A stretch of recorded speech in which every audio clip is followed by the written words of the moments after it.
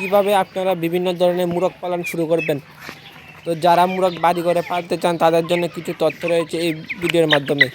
তো আপনারা প্রথমে হাট থেকে দুটি মুরগ কিনে নেবেন। এটি মূলত কিনবেন আপনারা পুরুষ এবং মহিলা মুরগ, এবং যাতে তাদের ডিম থেকে বাচ্চা ফুটে বেরোয়, এবং আপনারা একটা দেশি মুরগের নিচে আপনারা পালন করা মুরগগুলোর ডিম দিয়ে ফুটাবেন। তারপর দীর্ঘ 21 দিন পর আপনার মুরগগুলো থেকে বাচ্চা ফুটে বেরোবে। তারপর আপনারা মুরগ এবং মুরগের বাচ্চাকে খাবার দাবার দেবেন। এটা মূলত মুরগের মা বাচ্চাগুলোকে ঘুরে ঘুরে খাবার খাওয়াবে, এবং আপনারা এই কাজে মুরগগুলোকে সাহায্য করতে হবে না। মুরগ পালন শুরু করার আগে আপনাদেরকে লক্ষ্য করতে হবে আপনাদের এলাকার ডিমের চাহিদা কেমন। আমাদের এলাকায় যেমন ডিম হলো একটা ডিম 15 টাকা পিস করে। তো আপনাদের এলাকায় কেমন ডিম তা আমার কমেন্টের মাধ্যমে জানাবেন। তো আপনি যদি ডিমের জন্য মুরগ পালন করতে চান তাহলে আপনি সোনালী মুরগ পালন করতে পারবেন।